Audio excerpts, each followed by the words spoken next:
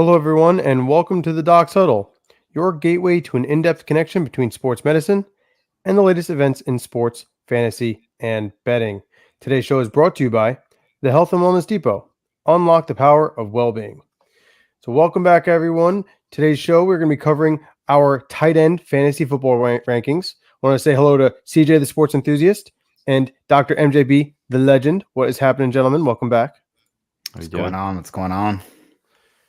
So we had a pretty good show with the quarterbacks, and now we're moving on to tight ends. I am definitely looking forward to this as well. I think I mentioned in the last show that I just think that there's going to be some continuity within the top, maybe 5 or 6, and then the back end is going to be, I think, all over the place potentially. So I'm very curious to see where you guys are sitting with this. With that being said, Dr. MJB, I want you to take it away. So get us started on tight end rankings. Sounds good. Okay. So I know I may get chastised for my list, but that's all right. Here's my 12 tight ends here. I think Travis Kelce. Explain yourself.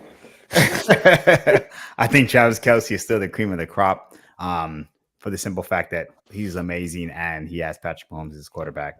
Mark Andrews is always a stud tight end, dude. He's and that's Lamar Jackson's favorite target, as we all know. I don't think that changes this year. I have Dalton Kincaid at number 3. I know that may shock some users, but aside from Keon Coleman, I don't know who the hell Josh Allen's throwing to. So yeah, Dalton Kincaid will get a ton of targets for that simple reason alone. I love Sam Laporta and Jake Ferguson. I think they were productive last year. They'll continue to be productive this year. Kyle Pitts, you guys know I've been ringing his bell lately. It's either now or never, man. You finally have a competent quarterback in Kirk Cousins. You were pinned, the best tight end in the last 20 years. I'm like, everybody's this guy. So if this is the guy, then I need to see it this year. So I have him at 6 simply for potential. Okay. Trey McBride, I think because Kyle Murray will be back healthy, that'd be a solid pickup at number 7. George Kittle, man, I think that he is talent alone. He's top tier tight end, so he would be higher than 8. They just have so many weapons, and don't forget, you still got to throw the ball to Christian McCaffrey. So because of that, man, I think it just kind of the other thing with George Kittle, it's not about how he plays on the field. It's about him staying on the field. That's my problem with Kittle. Yeah, that's it's his injury. So he could have, you'll see my list, but I had a problem even where I put him. He could have even slipped further down just because I've had him in the past, and man, he is an injury-prone player. Yep. It's true. It's true. I think that he's another guy that, like, you're taking him based off of true upside, but I don't know if you're going to take him thinking you're going to get him for 17 games of production. Like, I don't know the last time he played a full season. No, I agree. I agree. So if you look at my list in totality, I think you'll see, like, I have some guys who are just phenomenal based on their season-to-season stats, right? Like the couple guys that I mentioned already. And then you got guys that I'm banking on potential, right? Like Dalton Kincaid, Kyle Pitts, Brock Bowers, like these guys are studs coming out. And I think that depending on who wins that job and with the Las Vegas Raiders, if it's Minshew loves to throw it, man. And Brock Bowers will be a target of that. I know Mike loves loves Minshew. That's his guy. You're damn right. But listen, that's one, and that's where I cannot disagree with you at, man. He will sling that ball and he will get targets. I think I have Dallas Goedert at 9 because Philly has a high-powered offense. I think that he'll continue to see targets from there. So you don't think that, because I know, take injury aside, you don't think so, like, or would you have Goddard higher up if he wasn't competing for so many targets like Kittle is? Because they got so many weapons. The Philadelphia Eagles are very similar to the 49ers in that they have 2 stud wide receivers, unbelievable running back. So, like, I'm just curious where your mind's at. Yeah. You know what I mean? Yeah, that's why I have both of them at 8 and 9. I think they're talent wise, talent alone, they're great, right? Yeah. But when you look at their other weapons and running back, man, like it's one thing to have great receivers. Dude, if you're not using Christian and Saquon in the passing game, I think you limit yourself as an offense. And I think that and their ability. And I think that pulls away from the tight end position because that just gives them less targets. Do I think they're phenomenal? Agree. Yeah. And I think they're the type of tight ends that will have week 5 have a phenomenal week and then kind of dip down just for the same reasons we mentioned.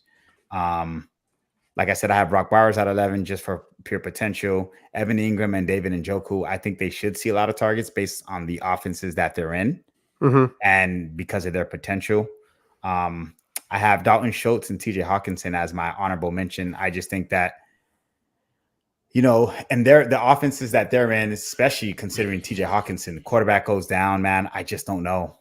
If that I was going to say, if I was going to ask you that, if that's not the case, where does TJ Hawkinson fall for you? If that's not the case, man, I probably have him 10 just for the simple fact that do I think he's a stud tight end? Yeah, but I don't know what I would have gotten in JJ McCarthy. Dude, and my question is just for he's viewers, top 4. Just for viewers, okay, that's what I was going to ask is for viewers, for the case of you're going off of stats based on 2023 season. I know Kirk Cousins got hurt, but where would you have had TJ Hawkinson? Because that might be a skewed stat line where you think he's a lot higher, but now that he's got Sam Darnold, that affects his stock tremendously. Absolutely. Just like Justin Jefferson. 100%. Absolutely. Now, if like you said, like we will mention, if we have a 10-man league, right? So if we already have our tight ends and he's still there, you absolutely believe I'm gonna go ahead and grab him, right? Sure. For the simple fact that he's that talented. But man, that question mark at QB, we've all seen enough from Sam to know, Sam ain't it. And so he had to be honorable mention. But yeah, what do you guys think of my list? I want to comment on the honorable mention. I actually feel more comfortable despite everything you said with the TJ Hawkinson stuff, and I agree with everything that we just said. I'm more comfortable with TJ Hawkinson over Dalton Schultz. Because reason being targets. Just from a fantasy perspective, because yes, targets is a big one. And even before he went to the Texans, his production dramatically declined when he was on the Bills, his final season over there, from a fantasy perspective. I know because I had him.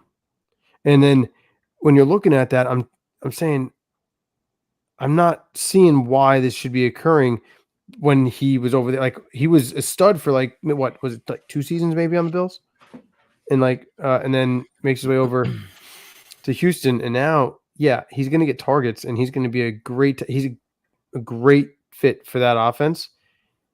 But from a fantasy perspective, I just don't see him being productive. There was one reason I had him as honorable mention, and it's something that we mentioned earlier. If CJ Stroud hits a rookie wall, I think to help build his confidence back up, you got to get easy targets, easy throws, and we all know throwing over the middle to a big tight end helps. So that's kind of I was like, you know what? If that was to happen, it would be nice to have him as a safety blanket. So I'll throw him. Obviously, he's not in my top 12, right? But still, if he, second tight end that you may need, hoping that, all right, maybe he'll get some targets while my first tight end's on a bye week or something, or coming back from an injury, I think that'd be a solid option. Yeah. No, that makes sense. Yeah, makes sense. Sure. Well, I'll respond, throw mine up there. Basically, it's interesting. I'm almost positive looking at it that we have the same 12 guys, right? So we have the same 12 just ordered differently, but it's the same top 12 prospects. And so so this is the year where Travis Kelce will be dethroned as the top tight end. Sam Laporta, I actually don't disagree with you. I mean, I was a huge Sam Laporta fan last year. I wouldn't shut up about him. I'm a big Sam Laporta fan going into this year. I think that he's just got greater upside than what Kelce does going into this year. I just don't know how long he's going to be able to continue to produce at the level he's producing. Kelce. Kelsey, yeah. I think that he's still going to be the number 2, just not enough to be better than Sam Laporta as a fantasy tight end. So I feel like in years past, it was Travis Kelsey was tier 1, and then everything else was tier 2, where you had like the Mark Andrews of the world, and then everything was below that. Going into this year, I feel pretty good about my tier 1 being Sam Laporta or Travis Kelsey. You get either one of them, you are walking around with the top 10. Then you're looking at tier 2. Trey McBride and Mark Andrews, I think, are going to be a blue chip tight end in fantasy, where if you get one of these guys, you're getting major production. You don't have to be worried going into fantasy each week. Damn, I need my tight end to produce. Tier 3, I have my Kyle Pitts and Dalton Kincaid. I think that they're going to have some games where they're putting up stats. Like they're going to have blowout games where it's like 25, maybe even 30. And you're like, yeah, I'm winning fantasy this week because these guys are just going off and like they're just a stud and it's awesome to have them on my team. And then there's going to be other weeks where they're putting up 7.5. Right. And then after that, I have tier 4. I have all these guys as that they're like the next tier. And then if you don't get a tier 4 tight end, you're screwed. Yeah. Then there is nobody. And so I agree. Dalton Kincaid, I think, is going to have a very, very big year this year because he needs to for the Buffalo Bills to be successful. They drafted him as a first-round pick. He is the guy now. They need to be able to get him the ball, and he needs to be able to make plays. So I think he's going to get a lot of targets because, like you said, Mike, without anyone else other than Keon Coleman, he's got to be the guy. Right. Similar to Kyle Pitts, right? Like you have Drake London, and then you have Kyle Pitts, and Kirk is going to feed them the ball. I have just as much faith. I think that Kyle Pitts is just a little bit more proven than Dalton Kincaid at this point, and I think that he has a little bit more upside. So I gave him the 5 over the 6. But I think it's a very similar scenario. And then we talked about it. George Kittle, the injury history, he would be, he is one of the best tight ends in the league when he's on the field. It's just about when he's going to be available, and he's competing for targets. Jake Ferguson, I'm a big Jake Ferguson fan. I think that he's going to be a solid tight end. I think with the known production that Dak's going to have during the regular season, he's going to put up numbers. It fluctuated a lot last year. And that was my thing. There's going to be weeks where he's putting up 15, 18 points for you, and you're like, yo, this is phenomenal. And then you're hoping he just gets 8 some other weeks because he's just not getting – and it's true. He just wasn't getting the targets. I think that his targets should go up this year just because I think that wide receiver room is not as crowded. But I think 8's a good fit for him. Brock Bowers, you said it. My boy Minshew is going to be just slinging it. So if he ain't going to Devontae Adams, he's going to be hitting Brock Bowers in the seam, and he's going to be racking up some yards. I think that he's going to have a good rookie campaign. I really do. And then I have Brock Bowers twice on there. What did you do, Michael? See, that's how hard this was for me. And we all know how much of Brock Bowers fans I was. Holy shit. And then basically David Njoku and Evan Ingram, both great tight ends. It's going to be a little suspect about how the ball gets to them. So how their offensive lines and quarterback both play, I think is going to have an impact on their production. So who would have been your 12th guy if you had one? That's a great. I had someone on there. I think I took him off because I just wasn't sure. It was Dallas Goedert. Okay, yeah. So Dallas Goedert was my number 11. Okay. Yeah, I do have a question. Yes. So Trey McBride over Mark Andrews, huh? Yeah. So I just think that with Trey McBride's production last year, despite how awful that Arizona Cardinals team was, I think that Cardinals team is going to be better this year. I think Kyler Murray's coming back, and he's destined to have a pretty good year this year. He's coming. You know how that is. Second year off the ACL, that's when they boom. I think Kyler Murray's going to have a bigger year. I think pressure's going to be taken off of Trey McBride because now he has the number 1 wideout in Marvin Harrison Jr.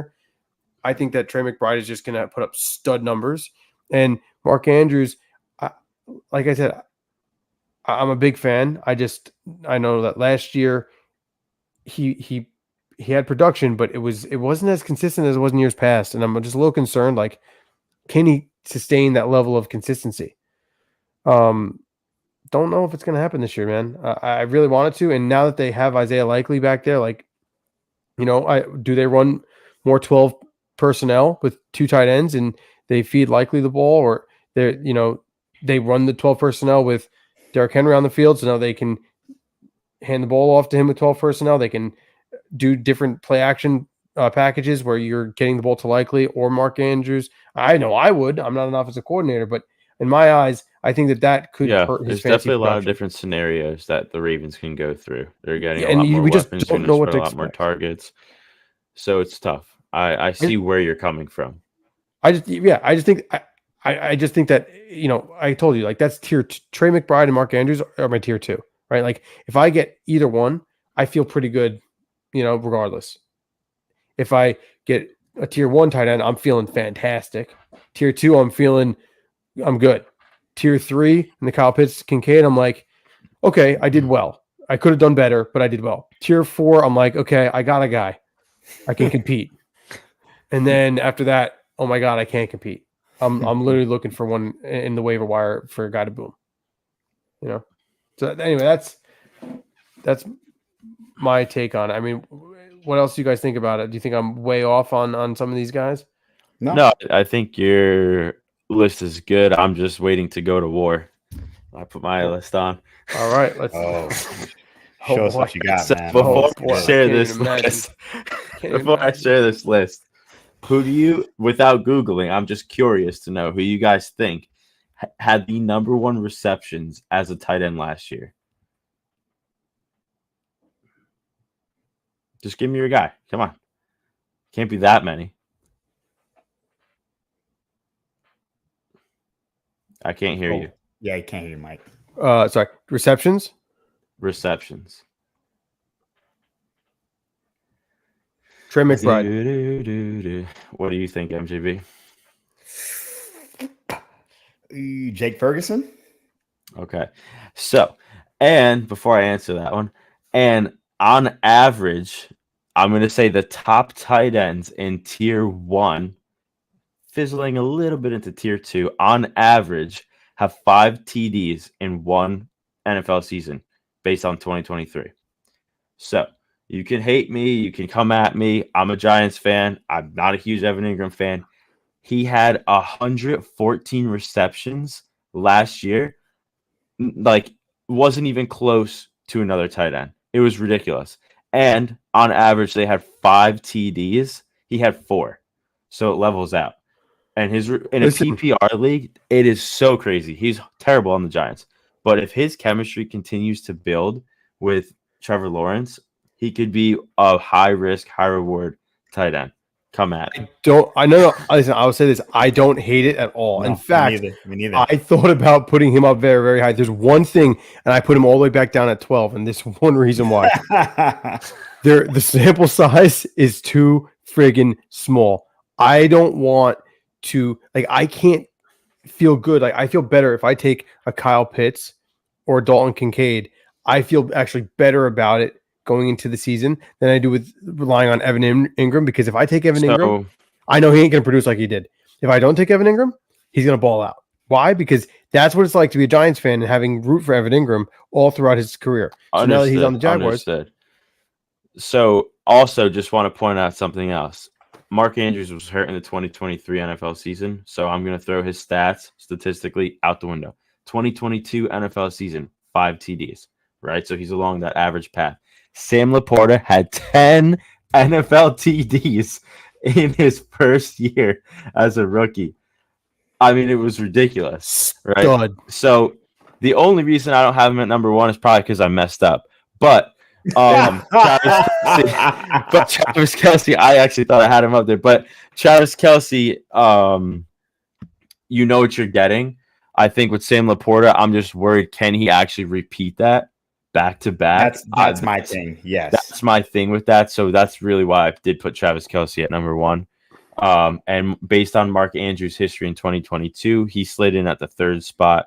I understand he's going to share targets, but Lamar Jackson's favorite target's Mark Andrews. So I think he's still going to get a bunch of fantasy points and targets. Zay Flowers, I know he's coming on, man. Honestly, Dalton Kincaid, 2 NFL touchdowns last year. It was a little light for me. So I was a little surprised by that. And George Kittle actually had 6. 100%. Kincaid's rookie campaign was impressive. Yeah, and George, Dalton Kincaid is really hitting the spot because Josh Allen needs to throw the ball to someone. Yes. I completely agree. Losing Stephon Diggs and having that number 1. All on upside. That is a high risk, high reward player right there based on how they build this offense. And I was a little shocked with George Kittle's injury history. We know he's on and off the field. He had 6 TDs in 2023 on top of the high-powered Deebo Samuel, Brandon Ayuk, Christian McCaffrey in the red zone. That's an impressive number. And not alone, he had a lot of high receptions too. So, I think there's a lot of upside to him, but you are obviously risking it with the injuries. For me, I want to see Kyle Pitts in this top 5 with Kirk Cousins. I want to see him jump in front of Dalton Kincaid on this list, possibly even in front of Evan Ingram. I need to see it, and he needs to prove it before I can put him up there. That's fair. Year after year, I've said it, and it just hasn't happened. I get it. Yeah. It's this year? What's that? Are you drafting him this year? If I can avoid it, I'm not gonna because I'm disappointed every year. But I think he will do good with Kirk Cousins. I do. So your top. Are you like say your top 8 or sorry your top 6 are gone?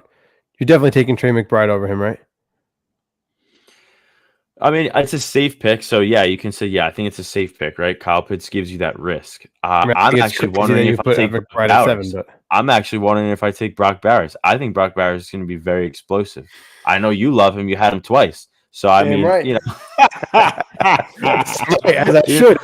I'm not going to edit it. I'm going to post it with twice because that's how much I have confidence in him. So, we'll see what happens. But, I mean... spreading the field. I think he's going to be explosive. Everything we're hearing in training camps that he's so explosive, great player. And David Njoku coming off with 6 TDs last year as well. That's like I don't even know where you put him. That's do you trust Deshaun Watson? Do you not? I don't know what happens. I know. He should just be brought back again. I don't know what they're doing. That production can go down. I know it's tough. Anyone have faith in Deshaun Watson? I have faith. No. Damn right.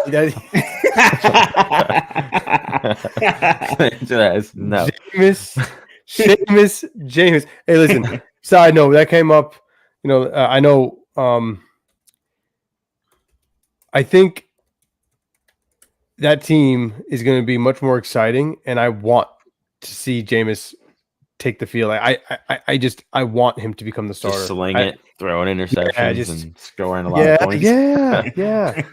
It's not going to do you any worse than what you're going to have on the field with Deshaun Watson.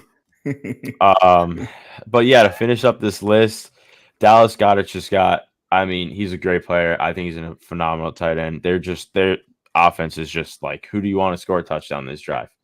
Like they have so many guys with the Eagles. So I mean, I just don't know if that's going to kill his production, and it might. I don't know. And then my honorable guy that I had to keep him on there was TJ Hawkinson for the sole fact that with a better quarterback, he would probably be in my top 5. So I threw him in there at the bottom. Yeah, that's very, very, very fair. It's crazy how, and I'm seeing some of these guys not change on the board. And I think that's something that, honestly, I'm biased. It's our show. But, I think that we're doing a great job, and that's what makes our draft, when we draft in our own league, so competitive and difficult, that a lot of these ranking systems and these guys reviewing the fantasy players are just reviewing the player. They're not doing enough. Yes, we want to talk about upside, but we all and understand what that person can do. But the scenario that they're put in is so vital. It's so vital. Just like when drafting a defense, if you're drafting a defense, it doesn't matter how good the defense is if their schedule is brutal. If they have they could be a mediocre defense, but they have an easy schedule, that's going to earn you a lot of fantasy points. It's a similar case with this. If you don't have I think part of the top like ESPN lists or Fantasy Pro lists or whatever list you want to look at, from my own opinion, I think it's based on something that they're looking at because they're all very close. So I'm going to go with some certain percentages. And the reason why I'm going towards this, I know this is our tight end list, but just an example would be a quarterback like Anthony Richardson. I think it has to do with a percentage of how they played. He's only played such a small amount of games. So I think that when you take these lists that they're looking at, it's a percentage of certain things. So well, I hope that that's not all that they're looking at, because then they're not interpreting the data. They're just using the data. Yeah. Well, that and schedule, right? Like if Anthony Richardson's playing, and it's not even about whether a team was good or not. If Anthony Richardson is playing, I don't know, 10 teams that had the bottom 15 defense last year, that's kind of like, they're like, well, comparing that to Aaron Rodgers, right? Who, if he's had a tougher schedule, where they're looking like, well, he has an easier schedule defensive wise, right? And he has that dual threat ability, so his stock should be higher. I think that's how they're looking at it, tying all that together, because nothing else makes sense, right? Like, why are you picking some of these guys where you're picking them? There has to be some advantage that they see for them this year. Good point. That is a good point. Yeah, that's a good point. Well, I mean, but nonetheless, and listen, for those listening, like, that's a big component on how I know I choose and make my list. And I know for a fact that you guys are doing the same to a degree, just like understanding the scenario. And listen, anyone who thinks that how you draft to win a fantasy football league, it's very, very important. But if you're going to solely rely on the group that you draft on day one to win you the whole league, you are going to come in last place. Like, because there's so many players that are going to develop throughout the year that you're going to have to either drop, pick up, waiver wire, injuries. Like, so I think that when you're looking at who you're going to pick up or where these guys are going to blossom, like when I have my eyes on a guy on the waiver wire, I have my eyes on him hopefully before he breaks out, thinking, okay, he's in a scenario to do so. And that's how I make my list as well. And I know I'm giving my secrets away on how I've had the success over the years. So, you guys don't be taking notes over there, but that's a big deal. And I think that that's what's so good about our rankings, especially with the quarterback and, well, everyone. We did for everyone, but the quarterback show tonight, the tight ends, I think we did a good job at bringing that all together. Agree. Yeah, definitely. All right. Well, with that being said, that's going to conclude the tight end ranking show. We're going to be having our next show coming up soon, where it's going to be our draft, which will be pretty exciting, where everyone's going to get to see how this all comes together. But until then, we hope that this helps out everyone prepare for their personal fantasy football drafts. If you haven't seen our other shows, please go check them out on YouTube. There's going to be ones on defense, running back, wide receiver, kickers.